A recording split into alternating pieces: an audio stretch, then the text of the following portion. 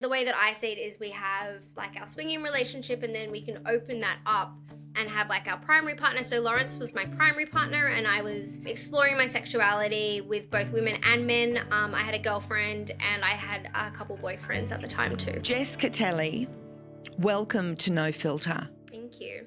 And an appropriately named show, I think, given the subject matter and what we're going to talk about today, which is, of course, you. And I'm struck by what a remarkable person you must have been and still are. See if I've got this right. So you're 20 years old. This is 10 years ago. Yeah. You're on your third... It's a little bit over 10. Okay, all right. But you're on your third date with a guy called Lawrence. Yeah. And he says to you, let's start a swingers club. Yeah.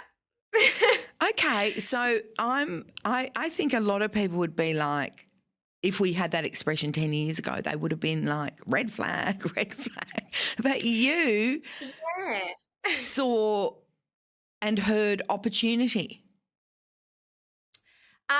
Yeah, look, I clearly didn't understand what something crazy was, because I like you said, I saw an opportunity, but I also saw an area of growth that I wanted to learn about, and I didn't actually have a full understanding on what swinging or the lifestyle was yet. So being presented with an opportunity to both grow mentally and also experience some fun physical things, I was very much on board. I was a very proactive 20-year-old, as it seems, and very into new adventures. So back in the day, my mentality, which is still my mentality, is grab every adventure that you can and continue with it. So it was a very big adventure, and it's thankfully been one of the best adventures that I've gone on. Tell me a little bit about your family background, because I think the belief would be that you must have come from a very unconventional background to be this open, sexually open. So I came from a very normal and very basic style family. So we weren't religious, but we did everything every normal family does, have Sunday dinner together. I did after school activities. I wasn't exceptional in school, but I did school. We all had friends. There was nothing really sexually proactive or physically or mentally proactive that I did as a family. I actually didn't end up telling my family that I opened a swingers club until 2 years into running it. Right. So I kind of kept that a little bit of a secret. When we started being 20, I think I was already a bit of a black sheep, just being so outgoing and so over the top and continuing to do all these big adventurous stuff that I didn't really want to, I guess, worry my family that I was in something that might have been a bit too deep or a bit too full on, until I felt like it had some established legs and it was, there to continue growing. But yeah, 2 years into opening the club, that's when I sat down with my family and discussed it. So nothing really stuck out from my childhood or from my family life that made me pursue opening the club. What work were you doing when you met Lawrence, and how did you meet him? Yeah, so Lawrence and I met when we both were working at David Jones. I was a retail operations manager for Mimco. So he was a security guard at David Jones. Came past one day, dropped a really cute little rose on the desk and wrote a note asking to go out on a date. I thought that was really sweet and really cute. And then the next week we went on a date. And so that was the first of the 3 dates.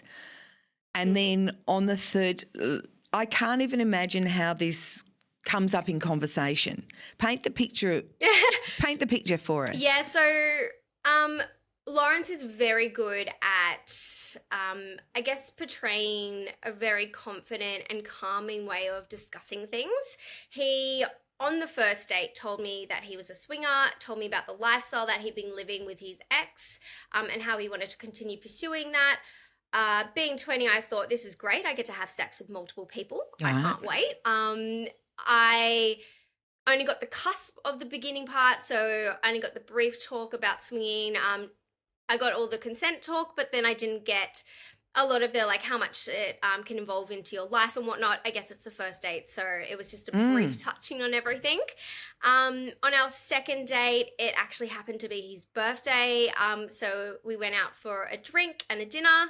And then on the third date, he took me to IKEA and said, hey, like, let's plan out owning a swingers club together, pick out furniture, and let's discuss what the layout will look like. So we really fast tracked our relationship, both mentally and physically, because within 3 months after that, we were signing on the contracts to take over the first club and start putting all the furniture in. So it went really quickly. So at this time, so you're in a committed relationship with Lawrence. Obviously, you're like, this guy's great. All the lights are green. But your family must have been like, what kind of business are you setting up? What's happening? Somewhat. So I continue to keep my full-time job still at Mimco as a retail operations manager. So I was doing the 40 to 50 hours of that a week, on top of trying to set up the new club at the same time. So I would go down in my full outfit, in my work suit and my white button-up blouse, and go and paint walls during my lunch break and then walk back to work. So my family's only knew about the Mimco side of things and only knew about working at that role. They didn't know about me owning the club until the 2 years in. Yeah, right. So you have at this point like never even set foot in a swingers club or a swingers party? Not at all. So my first time in a club was my own. My first swingers party, I guess, was more like a dress-up party rather than a swingers party. There was a lot of swingers there, so I got to have conversations with them and talk to them about just their life and their lifestyle and how they live it, because all the knowledge that I have from swinging came from Lawrence. So I'd done a bit of research before we opened the club into what people were looking for in a swingers club, and a lot of my online searches was female-friendly, sexy, non-sleazy, and I felt as a 20-year-old I was able to portray that, and Lawrence didn't come across sleazy either. He doesn't have any of that sleazy, creepy vibes, so I think we worked really well as a team to open that together. So not going to a club before or not going to a swingers party, I didn't feel like hindered, but I think it also gave me a newer perspective to be able to open a club that no one else had seen or done, because I didn't base it off anything else that I'd seen before. Yeah, because your focus was very, like you said, you wanted it to be female friendly and you wanted it to be a place where women would feel free to go and be seen and participate. But how did you know what that meant? Were you just guided by what you would have liked? I think a lot of it was guided by what I'd like and what I would feel comfortable in that environment. Being 20 as well, I was going out to nightclubs with friends and I hated them. I'd always felt people were looking, or it was slimy. I'd feel people's energies were a bit off. It was always very predatory. So I wanted to make sure that if we opened a venue where sex was a possibility, I wanted to make it feel so safe that anyone could come in and not feel obliged to have to participate. So ensuring that there was areas where people could have time to chill, times to have conversations, safe areas where it was in the open. So if you sat down on a couch, there was a lot of space around you so people could see. And also just creating things like staff members who were there to look after you rather than staff members who just kept feeding you drinks all night.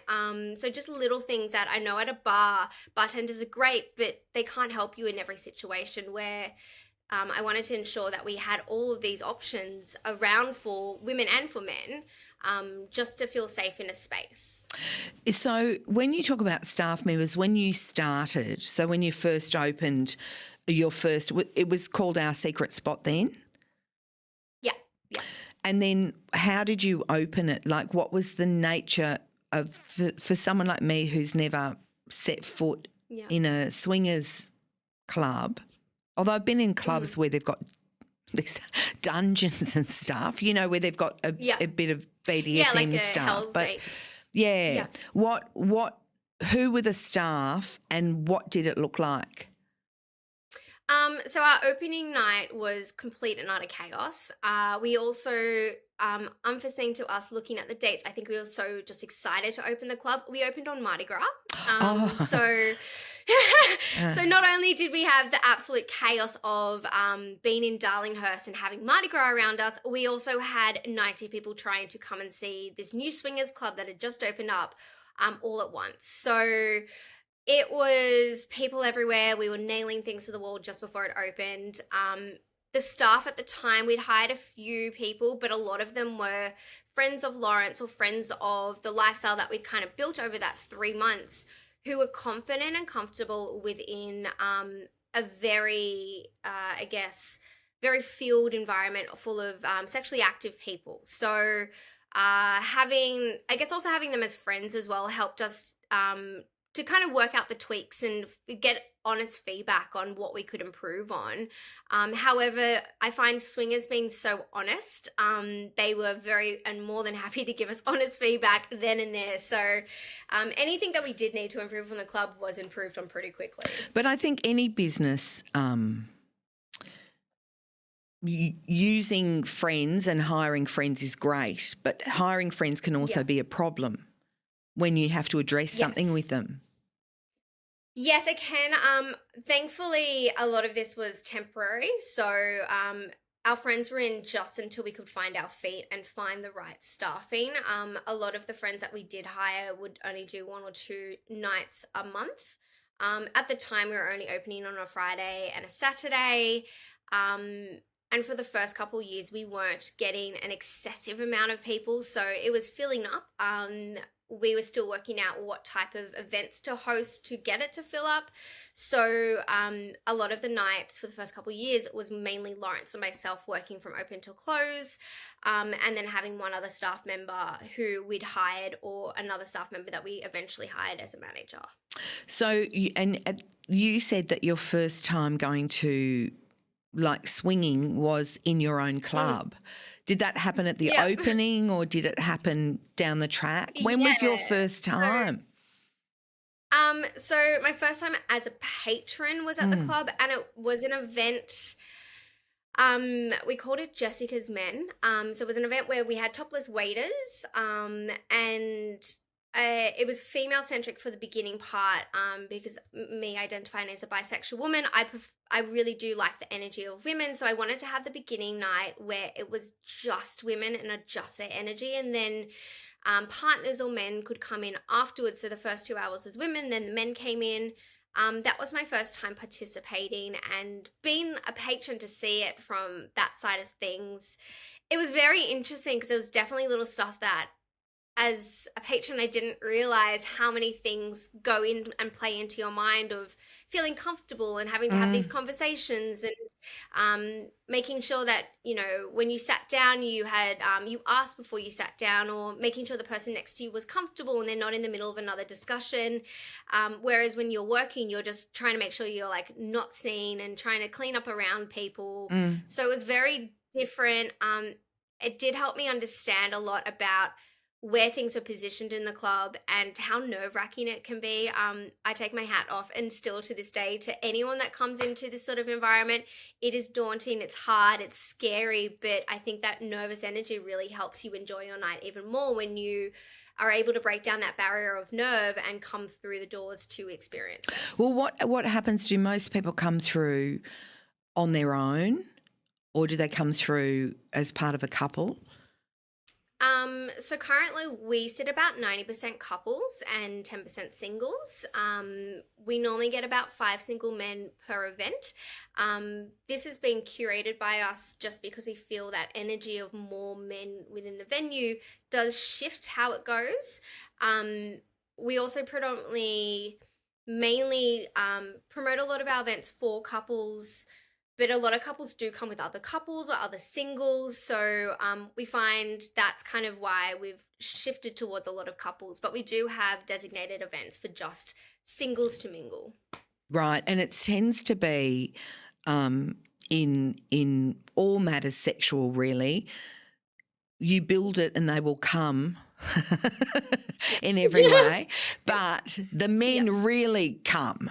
And the women, Yes. so you don't want the women to be overwhelmed by the men, correct? Yes, exactly. Men definitely have a lot more of a dominant feeling, dominant vibes, dominant energy. So being able to control the limit of how many men we have per event really helps relieve a lot of stress and a lot of anxiety for couples and singles where every single male that does come into our event is vetted. So we ask them just basic questions like, have you been before? What are you bringing to the table? What does consent mean? So just the basics that we really need them to understand. And a lot of the men that do come have either been a couple before or they've come to other events and they're very, very calm and very good at adding rather than creating chaos. Because, of course, you talked about consent earlier. How do you brief people about that? Is there when people first come, I know that you get a tour. I've heard your podcast that you do with Lawrence, and people are given a tour, and then how do you have that consent conversation with them? So the way that we ensure that consent is delivered to everyone that turns up is that we always rely on telling people that consent is necessary in all aspects of the club. So whether it's going up to have a conversation with somebody, we always say consent is sexy. So we try and use that as a way for people to have a first-time conversation. On newbie nights as well, Lawrence and myself will always get up and do a talk to give people some one-liners, some ins and outs of the club, and just basics on what consent means and what it can do for your relationship or for that scenario that's happening. I think also with the lifestyle, we get a lot of well-educated people who, before they even turn up, a lot of people do research. So we're very fortunate in that aspect where people like to do their own digging into the lifestyle and what is necessary to ensure that they have a really good experience. And so if they come to the club with questions, they're normally questions around what's your best way of asking for consent rather than what is consent. So you talked about newbie nights. So say I'm a newbie and I'm coming. What one-liner are you going to give me? My one-liner is come looking for an experience, not an expectation. So come in looking to experience a new conversation, a new friendship, a new moment, and ensure that all conversations that you have, no matter whether it be small or big, starts with asking if everyone's okay with something that you're doing or if people would like to have a conversation with you. And I think when you lead or you start with that, people just automatically go into asking for consent for even the littlest thing like touching someone's shoulder. So it's a personal, for some I guess it's a personal connection as well, and for others it's just a purely sexual thing. They're like aroused and they're like, I want to be a part of whatever's going on. Yeah, it's a very lucky lifestyle where me personally, like I've gained wonderful friendships from this where some of my best friends have been because of this lifestyle. But then I've also gained friends where we have a solely sexual relationship where I will come in or they'll come into the relationship with me, my hubby, and we just have sex with them, or we'll go out for a drink and we'll have a really light, fun conversation, and then we end up having sex. And then there's friends who we're in the lifestyle together and we've never had sex together, but I have some of the most deep and meaningful conversations with them, and they've helped me through situations that I need that sounding board. So I think because a lifestyle is so broad in how you can perceive it, you're able to build different types of friendships and relationships, and it isn't always just about sex. So you and Lawrence were building, so it's twofold really, because you were building this business together and you've obviously found something that's like resonating in the market, a market that really probably you didn't even know was going to be as big as it was. or that people would be as open to it as they've proven to be. But you're also running your relationship with him Yes. and you're swinging. Yes. Like I said, I don't like to do things in halves or slowly, as it appears. I'm very good at throwing myself into the deep end. And I think that actually helped me learn quicker and also be a bit more confident in the way that I had these conversations, to learn about what I wanted from a relationship, what I wanted from the club, and what I wanted from myself. Um, Lawrence and I are still to this day, we're good friends. I see him like 3 times a week because we work together so often.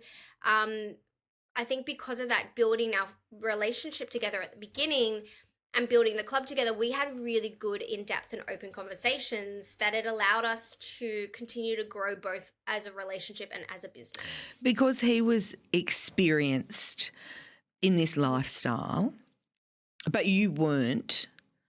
Yeah. But you do seem like you took to it like a duck to water. Yeah. But did you have any issues initially because of what I consider to be a natural tendency to be territorial about the person that you are attracted to? Did you have any issues like that when you started, or the first time that you saw him with someone else, or vice versa? Yeah, look, even to this day, I think jealousy is very prevalent in any sort of relationship you have. We can all experience it. I definitely experienced it a lot at the beginning. But thankfully I was able to communicate quite well because Lawrence had always said talk about things, whether they're going to be sticky, icky, or hard.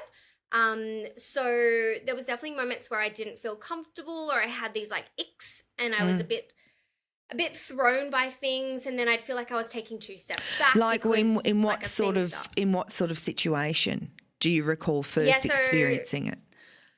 My first ick was when Lawrence and we were playing, and I'd said, "Yep, that's okay. You can go and play by yourself," because I thought I was ready. It was a little bit too fresh for me at the beginning, and I think So I was you just like, with "Yep, other look, I'm ready." when you said he can go play, so in other words with other people. Yeah, so we were in a group situation, and generally we always try to play together where we were in sight of each other. And Lawrence had asked if he could go and play with somebody else, and I said, "Yeah, look, I'm comfortable with that. Go for it."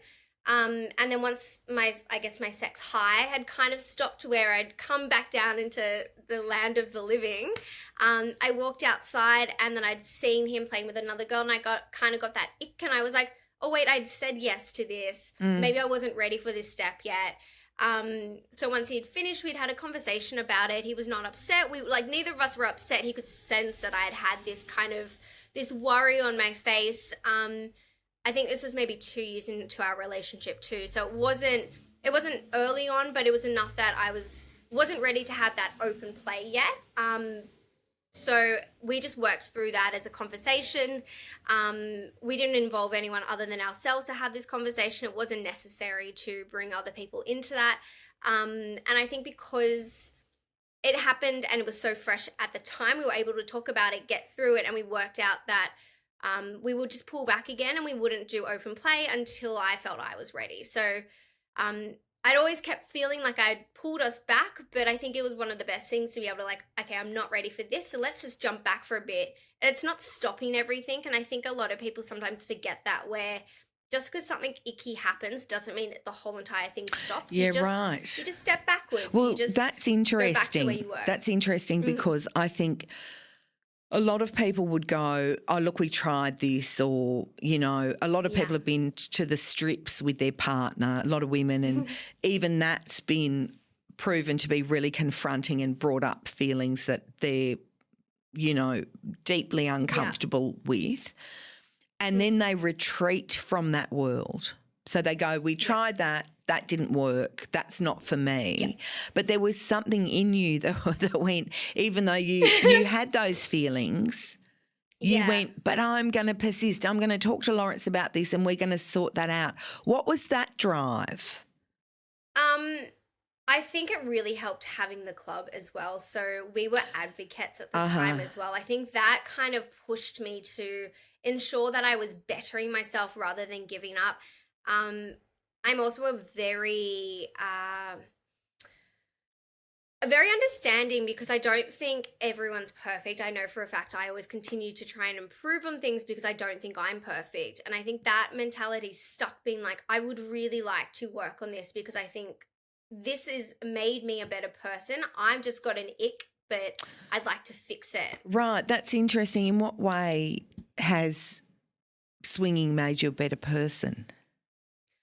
I think it's allowed me to be more confident in myself and understand that I have like little ups and downs. I have little imperfections, and my imperfections have helped me become a better person, or I've been able to find ways to work with my imperfections. It's also allowed me to be a better communicator, both to my family as well as to my friends.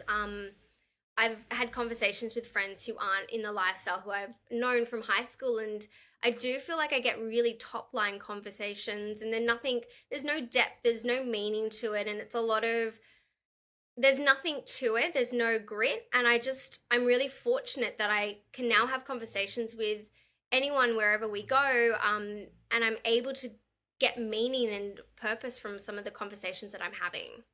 Well, it's such an essential part of a person's makeup, their sexuality Mm, or any sort of sensuality.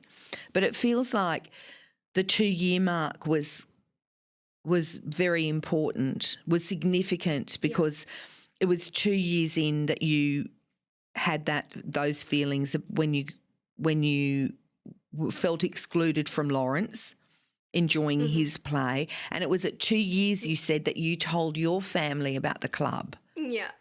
So was that Yeah. the point at which you were like, this is the lifestyle for me. This is going to be my business. This is the place. This is who I am.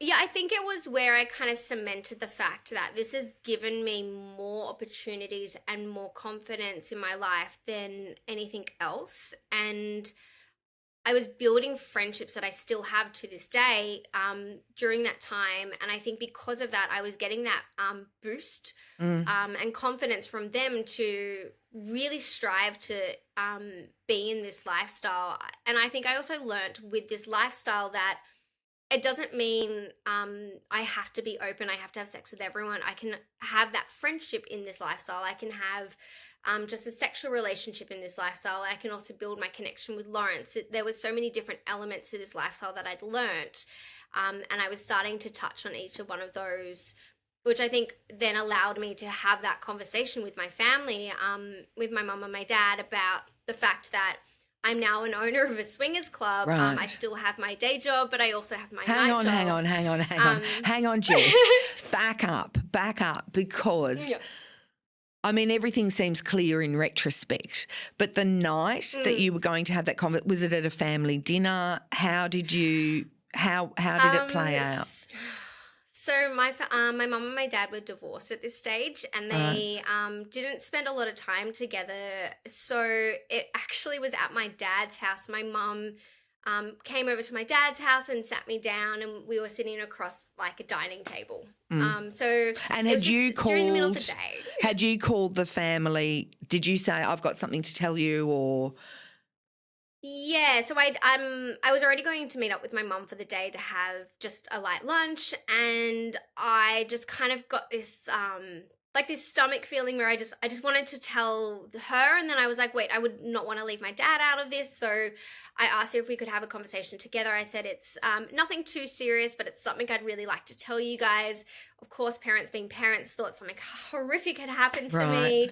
Um it was actually, the conversation went really, really well. I don't think there was a sigh of relief because both my parents didn't really understand what a swingers club was. It did take me a year to really help solidify the idea that a swingers club is about consent, ethically non-monogamous people. It was giving them all the terms that they could use to understand that their daughter wasn't in some sort of, I guess back in the day, people thought, you're at a strip club, it's a bit dirty, it's a bit like Mm, sleazy. mm. So being able to have that conversation, being like, no, I'm safe. I'm really happy. And then they started meeting some of my friends from the lifestyle, and I think that really helped them understand that this decision, this path that I was on, wasn't a bad path at all. So they knew Lawrence, obviously, because you'd been together for 2 years at this point, and Yeah. they obviously were on board with Lawrence as a partner for you. Mm-hmm. What was their first reaction? Can you remember when the words came out of your mouth? My dad thought I was working at a brothel. Right. And so just clarifying that was not what was happening. My mum was a bit more of the quiet type, so she'd had a conversation with me, but it was more around just ensuring I was safe. My mum has always been a really good supporter in anything I do, one of my biggest advocates, but she just wanted to make sure I was safe and I wasn't doing anything to harm myself. And I think just being able to like say it with a smile, and I was really excited about telling them about the club, I think that helped them understand that what I was doing was something of a business, but also something that I had a passion for. And my parents have both been very good supporters anytime I've decided to start or embark on some sort of passionate adventure. So I think knowing that I was such an adventurous person and never the person that sat on my hands and did nothing, I think they were very accepting at first. And did they ever have they come to see you at work? Have they come to see the club? No. That one I probably would allow them to come to the club when I was not there, but I don't think that's in my parents. I have two younger sisters who have come and supported the club. So anytime we have a big event like the birthday, or I have my birthday there, they've come and supported the club. Family members I haven't seen in the club. I don't think my family swing that way, but that's completely fine. I have definitely seen a bunch of friends. I have seen work colleagues in the club.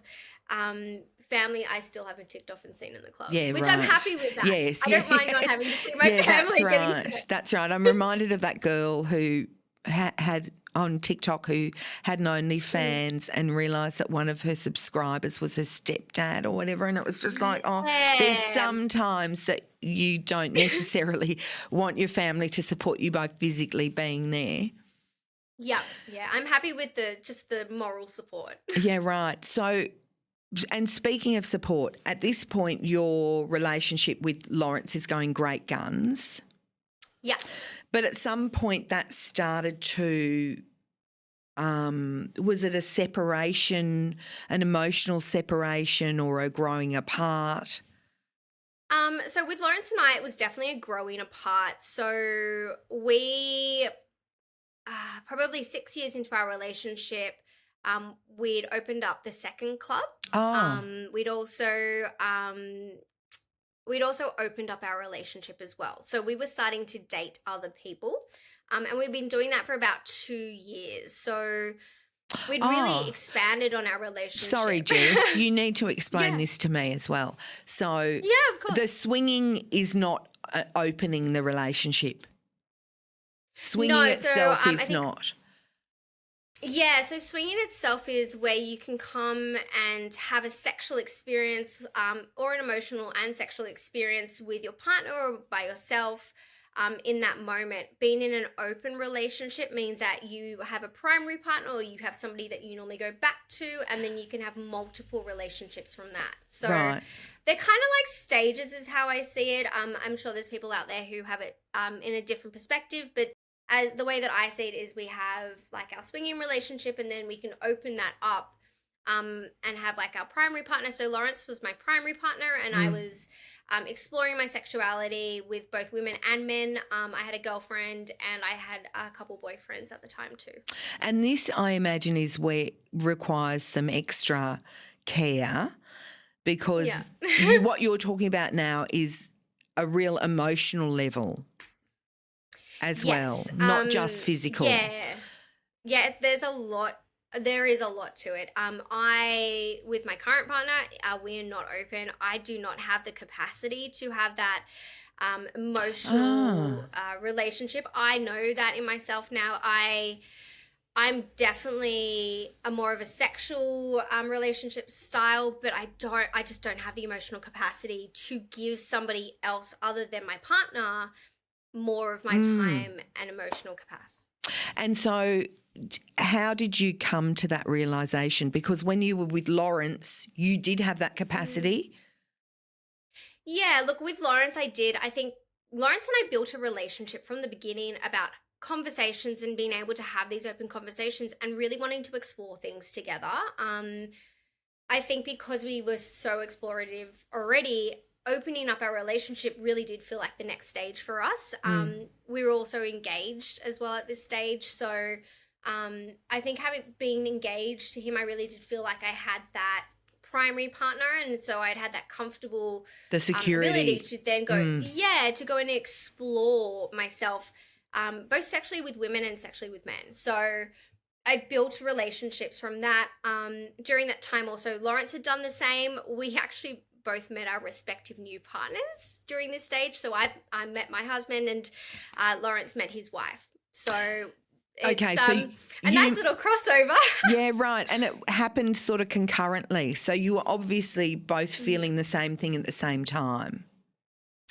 Yeah, so Lawrence had met his current wife before I'd met my partner. So I'd met my partner maybe a year after we'd both met Lawrence's wife together at the same time. They built a relationship, which was all consensual because we were building on open relationships. So you've had sex I with Lawrence's wife? Yeah.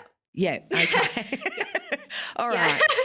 And then they and Lawrence actually met her in the club as well. Right. Just to add into that. So Lawrence had met her in our club with me at the same time. We both met her at the same time. So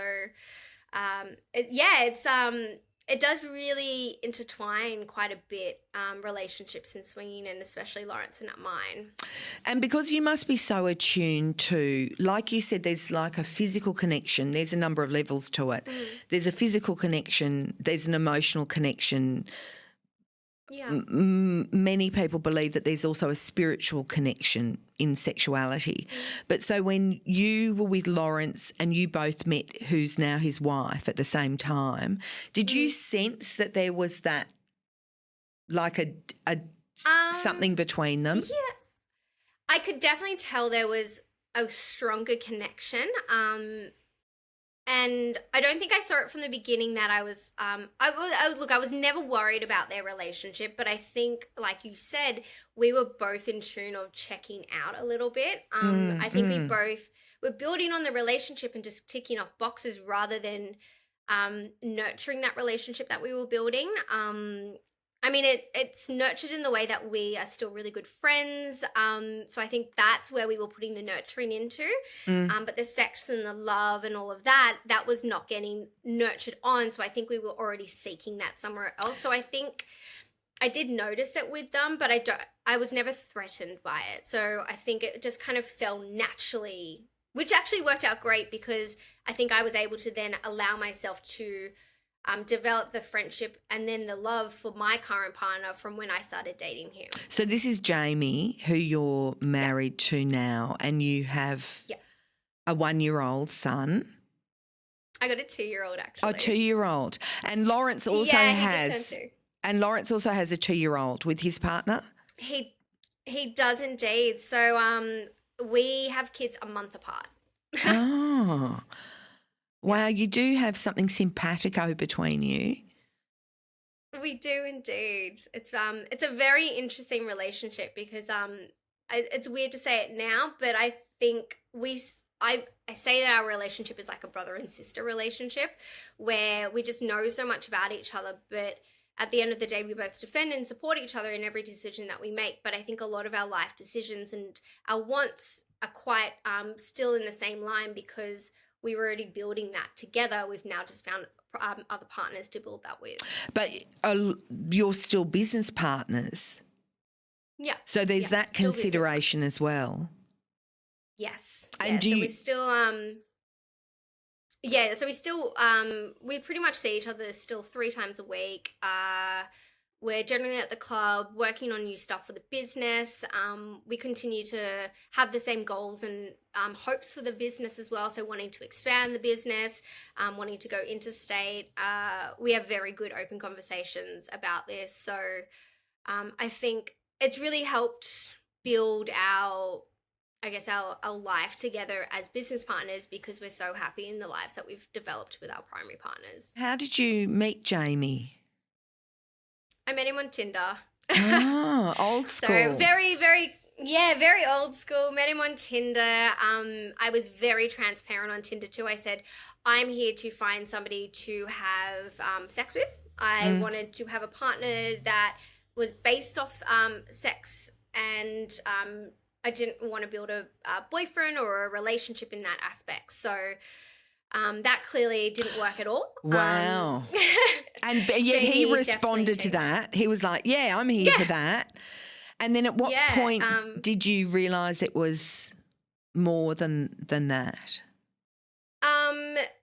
I think early on I definitely felt like there was more from the beginning because Jamie was also just recently divorced, and I had to also explain to him that I was still with Lawrence. I think a lot of our conversations from the get-go were very transparent and very honest.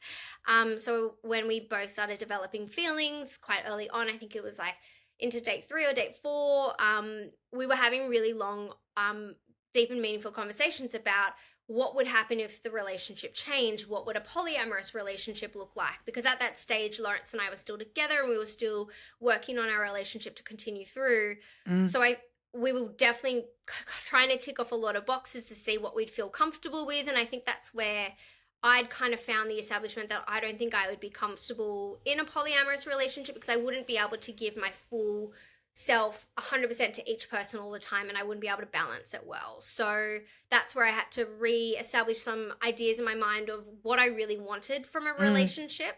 I think that's also the same with Lawrence, where he had some thoughts about what he wanted from a relationship. And when we broke up as well, we had a really it's such an interesting way that we broke up. We broke up on his birthday party, drove home together, spent a couple of days together, and then he moved out. There was no animosity. There was no anger. There was a little bit of like, those down moments for the first couple months, but we had some separation time. But we were really amicable when we broke up. I think we both understood our paths weren't in a line anymore, at least as a romantic relationship. So our split was surprisingly easy. He sounds very pragmatic, Lawrence. He is. But when he sensed the connection between you and Jamie, and when you were like, oh, I don't want to be polyamorous or whatever, that must have been for him a real sign that Jamie was the course that you were going to be following. Yeah, look, I think quite similar to when I'd picked up there was more with his wife. I definitely think Lawrence picked up on the Jamie aspect too. We did have conversations about how I felt a bit more stronger towards Jamie. I was quite transparent with a lot of things, as was Lawrence. Again, I think that open communication was very strong in us, thankfully, because of the lifestyle. So I think that really helped us not feel ashamed for having these conversations with each other. And I think that also helped allowed us, when we did break up, have it really solidified that we understood we weren't breaking up because we didn't like each other as people. It's just we weren't the right people for each other. So when you met Jamie, and I'm imagining, maybe I'm wrong, but he had come from a more traditional sort of model of relationship. You said he was divorced. How did you introduce him to all of you? I threw him in the deep end. So I told him from the get-go what I was into. I told him about the club. I was always very transparent about owning the club. I had it was our 9th birthday at the club, and I invited him to come along as a single guy. At the time I was still with Lawrence, and he was kind of left by himself for a little bit just to see how he'd suit in the situation and how he would be around this lifestyle. Jamie seems to swim so well. He just gets on with everyone, has conversations, is very comfortable in his own self, and able to just float around and be comfortable in whatever situation. I think that really helped me because with this lifestyle, I'm not always able to give everything I need to the him at the time because I need to be running the business. I need to be checking on things, and knowing that he was comfortable just doing his thing and not feeling left out really helped solidify the fact that he was the one. And what was his thing? What did he end up? Was he waiting for you or? Yeah, so Jamie, we always call him a pleaser. So Jamie's there to ensure that everyone has fun. He loves being able to give everyone that really nice high and that really beautiful connection. Jamie and I both identify now more as monogamy-ish, where if the situation arises, then we're into it. There's no set label that we fall under where, we want to both be open. Jamie couldn't see himself either being open, which is where that conversation about the poly didn't really work out. We've had sex with multiple people before, both with couples, in groups, with singles. So we've explored a lot of those elements as well together. He was welcome to explore them. He was exploring it while we were still dating at the beginning to see what he felt suited him. At the end, we figured we felt really well matched together and we enjoyed exploring things together, but having them as spontaneous moments rather than set plans where this week we're going to go and have a couple, or this week we'll go and do an orgy, or we'll go to a party. Like, it was just a spur of the moment sort of situations that worked best for us. So, Jess, if you think about it now, or maybe you were conscious of it at the time, inviting Jamie to the club that first time, was it kind of a test? Definitely for me, because I'd already established myself in the club and in this lifestyle. It was very intentional to see how he was with the type of people that I was building my life with, and also to understand if he was comfortable being able to communicate with me if he wasn't. Right. And thankfully he succeeded very, very well. He was very much impressive. It actually helped me find more things to love about him on that day, because he was able to help me out during the venue setup and the close down. He was also able to hold conversations while I was off doing my Jessica spiel at the club. And he was, I think we actually ended up having sex in the back storeroom just out of being so sexually attracted to the fact that he was a swimmer and not a sinker. Hey, what did he wear, by the way? So he wears I always call it the classic Jamie look. He wears black jeans with a black button-up shirt and always a black blazer. My boy doesn't have anything colourful in his wardrobe at all. It's black, white, or grey, and he's got the salt and pepper hair, so I think it really suits his demeanour and his look. And what do you wear?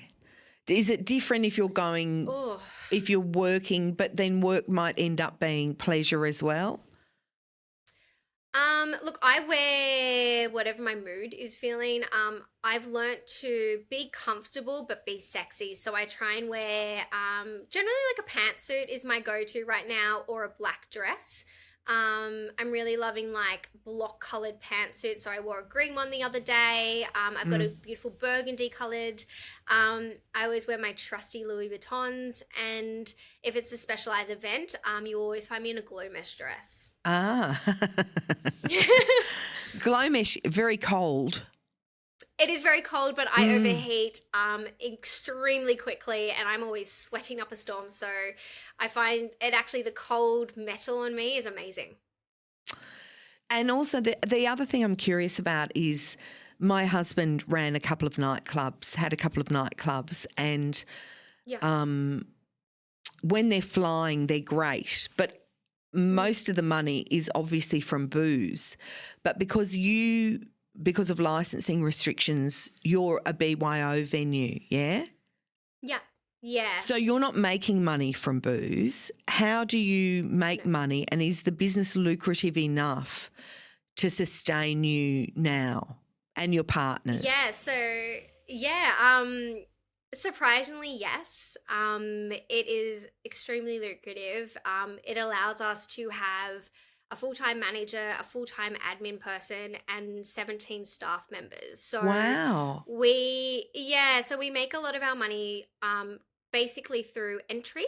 Mm-hmm. But we also have merchandise and we also have an online members area. So having those different elements does help keep it coming in, but we also do operate 4 days a week. So, Right. And do um, people join, can people join as like a subscription so they're a member of the club for a year, or do they pay per event? yeah, so people pay per event. All our tickets are found online, and we post them all a month out. Most events are sold out 2 to 3 days before the event actually happens. When it comes to membership, it's solely for an online forum where they can talk and communicate with people who want to come to the club or haven't been to the club or are deciding to come to the club on a special event, and they can discuss and talk about it there. Hey, what snacks do you have? Like, if there's one thing we know about sex makes you hungry. Yeah. What happens?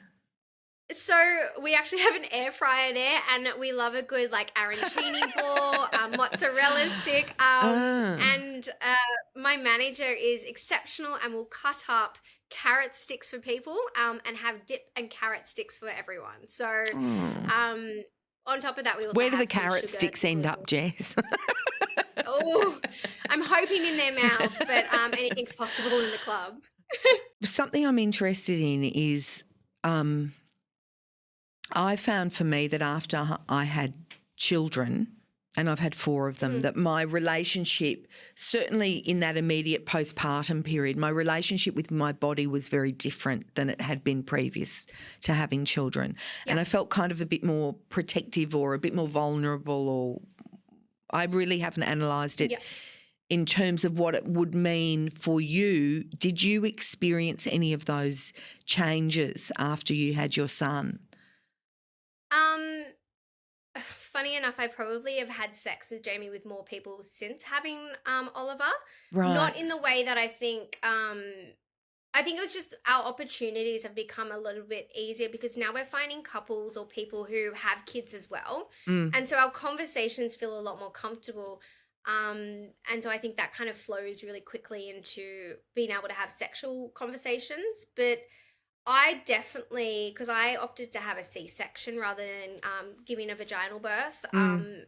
I also pushed myself when we traveled 6 weeks after giving birth to Ollie to go overseas for 3 weeks for 2 weddings. Mm. So I think, again, I'm just very strong-minded and very strong-willed. And if I want to do something, I'm going to do it. I read up before having Ollie that people did somewhat lose themselves into becoming mothers, or Mm. there was a lot of shift in how they saw things. I think I've definitely become a lot more nurturing and a lot more caring, but I've not tried to lose the person that I was.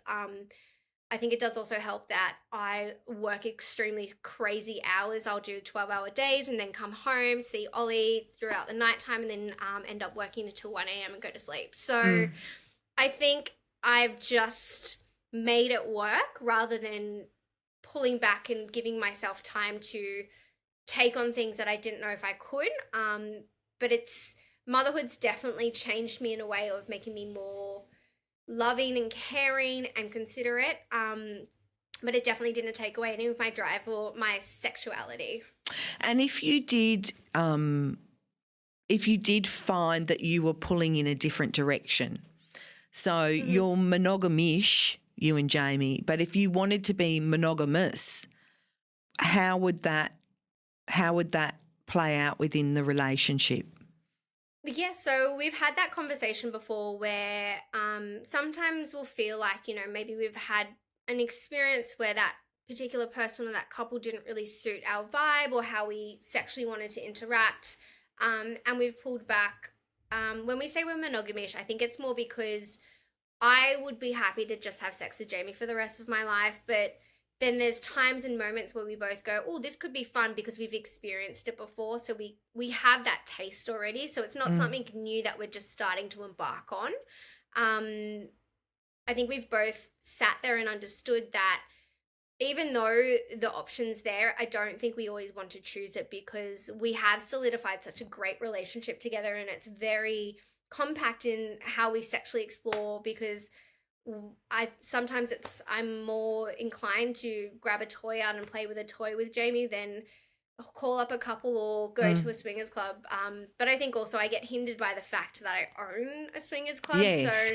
the only one I want to go to is mine. And if I go Yes. there, I end up working half the time. So it's not as easy to just slip that one in. Well, also because if you work for Coca-Cola, you get sacked for drinking Pepsi.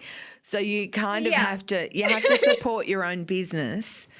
Mm. But in light of that, so if you're at a night at the club, and you're getting amongst it, and then Jamie's there, Lawrence is there. Do you and Lawrence still get physically involved, or did that end with your relationship ending? Yeah, that ended when our relationship ended. Lawrence and I are strictly platonic now. Oh, that's so we're just interesting, friends. isn't it? Was it? Yeah. Did you make that decision for clarity, or did attraction kind of just, like you said, become brotherly and sisterly? What was the decision making? I think definitely for me, he changed in the way that I did see him more as like that older brother rather than as a sexual partner. Mm. I think it really helped that he was always that person I got advice from when I needed stuff about swinging, being the person that mentored me, I guess, into it. I put him into more of a brotherly hat. I think it also just really helped with our relationship to build us back up quickly as friends and to really strengthen that, to not involve sex into it at all. I think sex sometimes, especially with exes, can get a bit messy. Do you? And be, yeah, just a little bit. Just a There's bit. a lot happening in Yeah, mine. Yeah. yeah.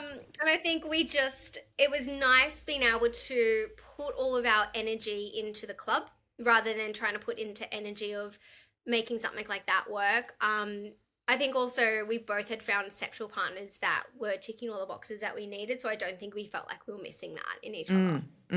So then do you actively avoid each other? Because I know No. I know that. No, we don't actively avoid each other. Okay. Thankfully, yeah. We kind of swing in different circles now, funny enough, but we do have mutual friends that we cross over with. We've not ever had to be in group situations where it's going to be awkward. We have had conversations about if we are in a group situation, we need to make that work. Yeah. We're both adults. We've both run the club together for over a decade now. So I think we're very confident in the way that if Lawrence wanted to play with his wife in the room and I wanted to play with Jamie, one of us would just make it work and just go somewhere else. Like there's nothing difficult to it. Would Jamie and Lawrence's wife ever get together or no? No. So they've never got together and I don't see that ever happening. Right. Not out of, I think they both have attraction and they both think they're attractive, but I just don't think our relationship, the four of us, works that way. Yeah, I wanted to ask you about, because I'm someone who doesn't feel a great degree of physical attraction to people without having some intellectual and emotional connection. Yeah. So at a swingers club, what is stronger? Is it the physical attraction and then you get immersed in the physical? Look, I think it's a bit of both. People who have been to the club a lot more regularly find it's the more mental.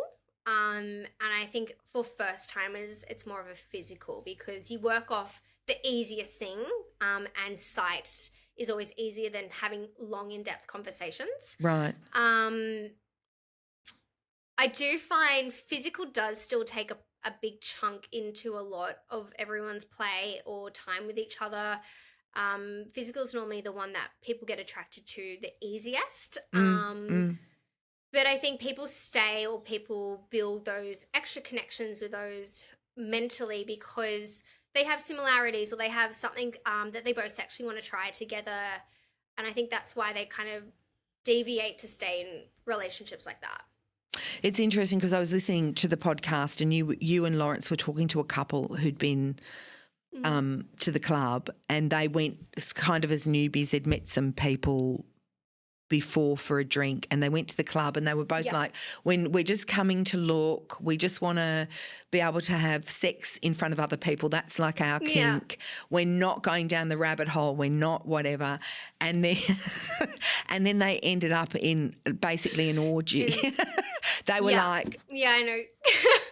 how often do you see inhibitions totally put to one side? Often. I think that's where we say, like, don't come with an expectation, because if you expect something to happen, you put such a pressure on yourself, and it normally doesn't. So if people just come thinking, oh, we'll have a conversation, you're more likely to then feel comfortable to have conversations, to build yourself to jumping into a middle of an orgy. And then after that, I imagine that people sometimes have a very pronounced physical response. Like it happens sometimes after a yoga class. So I can imagine after you've been involved in an orgy that it might throw up similar emotions. Do you witness that a lot? I think I witness a lot of people having conversations a little bit more in depth after an orgy, and feeling a bit more attracted, I guess, because they've had that sexual connection. But I think they still have that connection to their partners, and kind of feel like they have them by their side, but they're able to then explore some of the other elements that they've just had. And because it's so hardwired in us, these notions of, faithfulness and fidelity and the association with shame, do people feel that afterwards sometimes as well? Look, I think there is those ups and the downs. I know I've definitely had that kind of cloud that comes over after a moment, being like, oh, should I have done that? Or did I like watching that part? Or did he notice this? Or did I notice that? Like, I think you always have a doubt in your mind. I think doubt is prevalent in all types of situations. But I think having that conversation with your partner afterwards helps you reconnect, but also establish the fact that a lot of the time you'll find your partner saw something different to what you saw, because everyone's got a different perspective. So we could be in the middle of like a orgy situation, and I've noticed Jamie's doing X, Y, and Z, but then I'm like, oh, I've seen it from this perspective, but he's seen me doing X, Y, and Z and seeing that perspective. So we capture different moments while we're all interacting, which I think it's great, because then you realize that your partner's seeing the best and having compersion for you, and you're having that compersion for him, and having that different perspective really helps you then, I guess, for us at least, have sex again. We end up finding that really fun element where I didn't realize he noticed me doing this, and he didn't realize I saw his like orgasm face, which I always find amazing. So then we end up having sex again, because we're like, well, that was really hot to A, have a conversation about, but B, see the fact that we were both having fun in that situation too. When you say compersion, that is the concept of enjoying your partner's enjoyment? Yeah, exactly. So you have enjoyment or happiness, or you get thrilled by the fact that your partner is sexually and emotionally enjoying themselves in that moment with that person, with that situation. Conversely, there must be instances, because people are at their most vulnerable and their most exposed, where people are in danger of flouting people's, boundaries, or where you're like, sometimes this seems like it's a bit borderline violent. Have you had instances like that? And how do you intervene? So thankfully, no. Thankfully with the club as well, I think we're so prominent with the fact that we need to ensure everyone is feeling safe and protected and sexy, that we never really get those really dangerous or bad moments. I think also people come, especially to the club, or at least when I've experienced stuff, it's people are coming to want to enhance the relationships or enhance themselves rather than take out on somebody or do it for a negative or an angry way. I know there's definitely moments where people get angry. Yeah, but because I don't would find think it's that people, because it's such a primal force, someone's sexuality, I would think that maybe in those moments you've witnessed things that are like, oh, we just need to keep an eye on this, or have you ever had to ask anyone to leave? we've definitely had to ask people to leave, but it's mainly because they've got a bit too intoxicated. Ah, I think people get a bit worried or a bit concerned that they may not be enough or they mm, may not perform. And as much as we can tell people not to drink too much, sometimes people just drink too quickly. Um, with the whole primal thing, I think a lot of that, especially because there's sex involved, people already have one layer of themselves off, so they're a little bit more, not in, bit more intimidated, a bit more observant of the fact that they are exposed. And I think you find people aren't as primarily aggressive. It's more um, they bring out that pleaser side in them where they want to be pleased, but then they want to please that person. And when you sense all that vibe around the room, I think a lot of the female energy, which is why we have a heavier way in having females in the club, really brings in that sensuality rather than aggression. why had no one thought to appeal to women before? I think it was just a lot of men ran clubs. I was one of the first women to run a club with my partner. And like it's definitely become a lot more evident in clubs that are now opening up in other states that it's couples opening clubs rather than men opening clubs. From my understanding, all the clubs prior to our secret spot were all solely ran by men. And I think because of that, it was very much a man's game. I know I got a lot of hate, a lot of I was the too young person who is like had no idea what she was doing, bringing in this industry like it's all about the men. And I wanted to make sure it was definitely not about the men. And I think I was very fortunate in finding other people to support me on that element. And I think with that shift that we've had throughout the years, it definitely, women do dictate a lot of what happens inside the club and inside the lifestyle, because if women are comfortable, women are more vocal than men are. So having that comfort from us really allows us to explore and continue to have the club. Who do you think is more open-minded, men or women? Oh, I think it's definitely shifting to be both. I think before women were a bit more open-minded, but think look, I think it's kind of 50-50. I think we just have different perspectives on what we think or what we want as an open mind. I know in the club at least, swinger-wise, it's more common to have bisexual women or more of that women interaction play. But we've definitely started in the past couple of years to see a lot more bisexual play from men. I think also the style of events that we're starting to host is bringing a lot more of that. So I think as an explorative type, I think we're both equally as explorative. And especially if you're given an environment where you feel safe to do anything that sits in the realm of safe and consensual, I think everyone's going to give it a go. Your son, when will he find out what your business is? So he's 2 now, so he's a while off, I imagine.